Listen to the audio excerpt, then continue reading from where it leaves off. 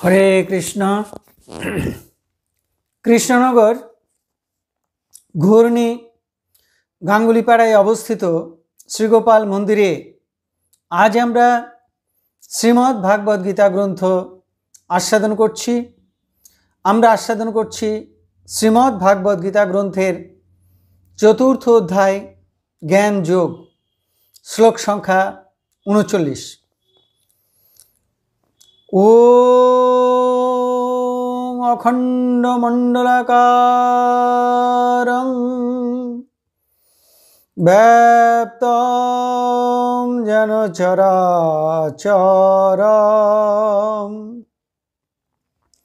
তৎপদং দর্শিতং যেন তস্मै শ্রী গুরুবে নমঃ।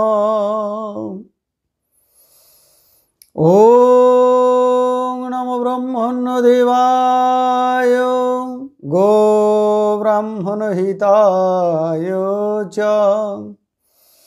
জগদ্ধিতায় কৃষ্ণায় গোবিন্দায় নমো নমঃ। ওম নারায়ণং নমস্কৃত্যং নরং চৈব নরোত্তমং দেবীং সরস্বতীং ব্যাসং ততো জয়মুদীরয়েৎ। মূকং করোতি বাচালং পঙ্গুং লঙ্ঘয়তি গিরিম যৎকৃপাতমহং বন্দে পরমানন্দ মাধবম। ওম সর্বমঙ্গলমঙ্গলে শিবে সর্বার্থ সাধিকে শরণ্যে ত্র্যম্বকে গৌরে নারায়ণে নমস্তুতে। হরি ওং তৎসৎ, হরি ওং তৎসৎ, হরি ওং তৎসৎ। কৃষ্ণনগর ঘূর্ণি গাঙ্গুলিপাড়ায় অবস্থিত শ্রীগোপাল মন্দিরে আজ আমরা শ্রীমদ্ ভাগবত গীতা গ্রন্থ আস্বাদন করছি। আমরা আস্বাদন করছি শ্রীমদ্ ভাগবত গীতার চতুর্থ অধ্যায় জ্ঞান যোগ, শ্লোক সংখ্যা ৩৯।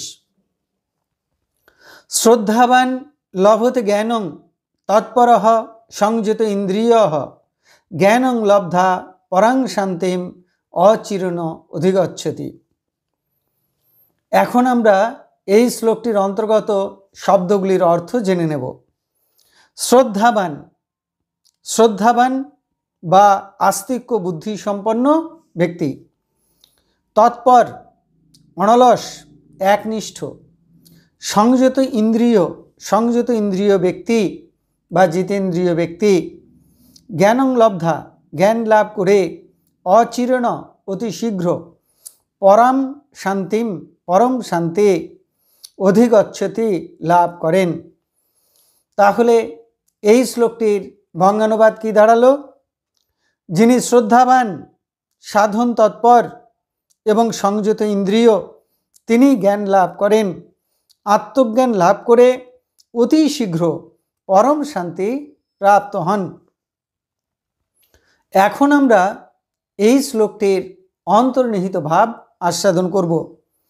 ভগবান শ্রীকৃষ্ণ ৩৪ সংখ্যক শ্লোকে অর্জুনকে বলেছিলেন যে, হে অর্জুন, যদি কেউ তত্ত্বজ্ঞানী মহাপুরুষদের বা সদ্গুরুর চরণে দণ্ডবৎ প্রণাম করেন, বিনয়ের সঙ্গে আত্মবিষয়ক প্রশ্ন জিজ্ঞাসা করেন এবং তাদের সেবা করেন, তাদের আদেশ পালন করেন, তাহলে তারা সন্তুষ্ট হয়ে সেই সকল ব্যক্তিকে উপদেশ দান করেন। কি উপদেশ দান করেন? কেমন করে আত্মজ্ঞান বা ভগবত বিষয়ক জ্ঞান লাভ করা যায় সেই উপদেশ দান করেন। এই যে প্রণাম করা, প্রশ্ন জিজ্ঞাসা করা বা সেবা করা, এগুলো সবই বহিরঙ্গ সাধন। যতক্ষণ না সাধক তত্ত্বজ্ঞানী মহাপুরুষদের উপদেশ মতো কাজ না করে, সাধন ভজন না করেন, ততক্ষণ পর্যন্ত তারা সেই তত্ত্বজ্ঞান বা ভগবদ বিষয়ক জ্ঞান লাভ করতে পারেন না। এবারে এই 39 সংখ্যক শ্লোকে ভগবান শ্রীকৃষ্ণ অর্জুনকে আত্মজ্ঞান লাভের অন্তরঙ্গ সাধনের কথা বললেন। ভগবান বললেন, অর্জুন, সদ্গুরু বা তত্ত্বজ্ঞানী মহাপুরুষদের নিকট থেকে উপদেশ লাভ করবার পর তোমাকে শ্রদ্ধাযুক্ত হয়ে ভজন করতে হবে। শ্রদ্ধাবান বলতে বোঝায় যার ভগবানের প্রতি গভীর বিশ্বাস আছে, শাস্ত্র এবং গুরুবাক্যের প্রতি যার গভীর বিশ্বাস আছে। শ্রদ্ধাবান ব্যক্তি গভীরভাবে বিশ্বাস করেন যে ভগবান ছিলেন, ভগবান আছেন, ভগবান ভবিষ্যতেও থাকবেন। তিনি নিত্য, শাশ্বত, সত্য, চির অবিনাশী।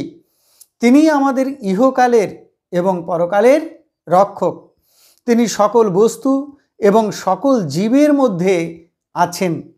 তিনি আমার মধ্যেও আছেন। তাকে দেখা যায়, তার সাথে কথা বলা যায়, তার কথা শোনা যায়। তিনি আমাদের যথাসর্বস্ব। এই প্রকার বুদ্ধিকে বলে আস্তিক্য বুদ্ধি বা শ্রদ্ধা। এই শ্রদ্ধা, এই বিশ্বাসকে সঙ্গে নিয়ে ভজন সাধন শুরু করতে হবে। সাধন ভজন করতে হবে কেমনভাবে? তৎপরতার সঙ্গে। তৎপরঃ কথার অর্থ হল অনলসভাবে, দৃঢ়তার সঙ্গে, এক নিষ্ঠার সঙ্গে ভজন করা। অন্য কোনো বিষয়ে মন না দিয়ে, অন্য কোনো বিষয়ে চিন্তা ভাবনা না করে একান্তভাবে সেই পরমাত্মার, সেই ভগবানের প্রীতির নিমিত্ত জপ, ধ্যান, তপস্যা, নাম সংকীর্তন, পূজা পাঠ, ব্রত করতে হবে। নিষ্কামভাবে কর্ম করতে হবে। অন্য কোনো কামনা বাসনা অন্তরে যেন না জাগে। সেই ভগবানকে, আত্মাকে, পরমাত্মাকে পাওয়াই যেন একমাত্র লক্ষ্য হয়। ভজন সাধনে কোনো প্রকার শিথিলতা, উদাসীনতা বা অলসতা যেন না আসে। এই সাধন নিষ্ঠার চূড়ান্ত পর্যায়ে মন্ত্রের সাধন, নয়তো শরীরের পতন, এই ভাব আসে সাধকের মধ্যে। ভগবানকে, আত্মাকে পাবার জন্য পরম ব্যাকুল হতে হবে। যে যত গভীরভাবে ব্যাকুল হয়ে উঠতে পারে সে তত তাড়াতাড়ি ভগবানকে পায়। কেউ যদি পরম ব্যাকুল হয় আত্মাকে জানবার জন্য, ভগবানকে জানবার জন্য, তাহলে আত্মা, পরমাত্মা, ভগবান অবশ্যই তার প্রতি কৃপা পরবশ হয়ে দেখা দেন। এরপর ভগবান বললেন যে শ্রদ্ধাবান হতে হবে, তৎপর হতে হবে, সঙ্গে সঙ্গে আর একটি বিষয় যুক্ত করতে হবে। সেটি কি? সেটি হলো ইন্দ্রিয় সংযম। সাধনে একনিষ্ঠা আসবে, দৃঢ়তা আসবে, ব্যাকুলতা আসবে যদি সাধকের ইন্দ্রিয়গুলি সংযত হয়। আমাদের পঞ্চ ইন্দ্রিয়, চক্ষু, কর্ণ, নাসিকা, জিহ্বা, ত্বক, এই পঞ্চ ইন্দ্রিয় এবং মন, এরা সবাই হলো ভোগমুখী, নিম্নগামী। চক্ষু চায় রূপ ভোগ করতে, কান চায় মিষ্টি কথা শুনতে, জিভ চায় ভালো ভালো খেতে, নাসিকা চায় সুগন্ধ নিতে, ত্বক চায় স্পর্শ সুখ। এই প্রতিটি ইন্দ্রিয়কে সংযত করতে হবে। চোখকে বলতে হবে, হে চক্ষু, বাইরে রূপ নয়, অন্তরে আত্মাকে দর্শন করো, ভগবানকে হৃদয়ে দর্শন করো। কানকে বলতে হবে, বাইরের কথা নয়, ভগবানের কথা শোনো, আত্মার কথা শোনো। জীবকে বলতে হবে অন্য খাবার নয়, ভগবানের প্রসাদ গ্রহণ করো। ত্বককে বলতে হবে অন্য স্পর্শ সুখ নয়, ভগবানের শ্রীচরণ স্পর্শ করো। সাধুগুরু বৈষ্ণবের শ্রীচরণ স্পর্শ করো। নাসিকা, তুমি ভগবানের অঙ্গগন্ধ নাও। হে মন, তুমি অনুক্ষণ ভগবানের রূপ গুণ লীলা স্মরণ করো, পরমাত্মার চিন্তন করো। হে হাত, তুমি ভগবানের সেবা করো। চরণ, তুমি সাধু সঙ্গে ভক্ত সঙ্গে নিয়ে চলো, কুসঙ্গে নিও না। ব্রহ্মচর্য পালন করতে হবে, বাক্য দিয়ে ভগবানের গুণগান গাইতে হবে। এইভাবে প্রতিটি ইন্দ্রিয়কে সংযত করতে হবে। কায় মনোবাক্য দ্বারা তত্ত্বজ্ঞানী মহাপুরুষের বা সদ্গুরুর উপদেশ মতো সাধন ভজন তপস্যা করতে হবে।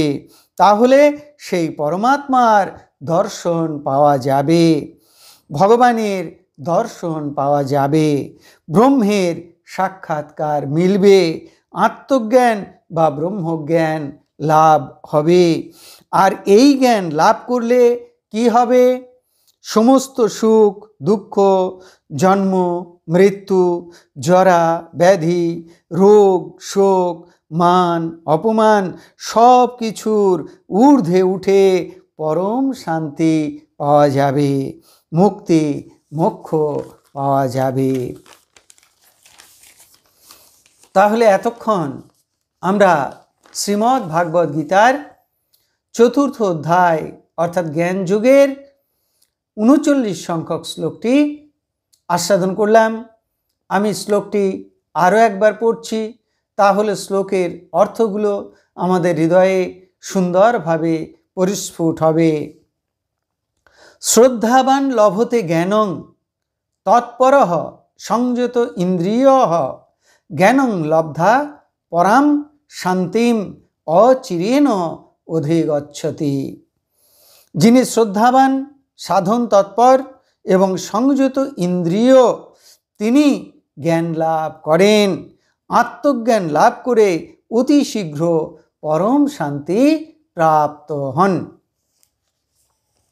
এখন আমরা শ্রীমদ্ ভাগবত গীতার মাহাত্ম্য পাঠ করব।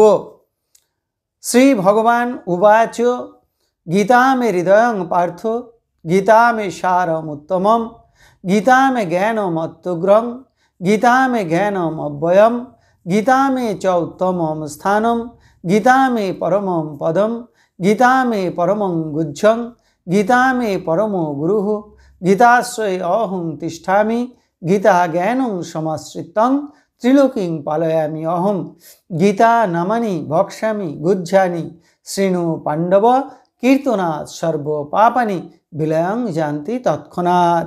গঙ্গা গীতা চ সাবিত্রী সীতা সত্তা পতিব্রতা ব্রহ্মাবলী ব্রহ্মবিদ্যা ত্রিসন্ধ্যা মুক্তিগেহিনী অর্ধমাত্রা চিদানন্দা ভবগ্নি ভ্রান্তি নাশিনী বেদত্রয়ী পরানন্দা তত্তার্থ জ্ঞান মঞ্জরি ইত্যেতানি জপে নিত্যং নর নিশ্চল মানসঃ জ্ঞান সিদ্ধিং লভে নিত্যং তথান্তে পরমম পদম।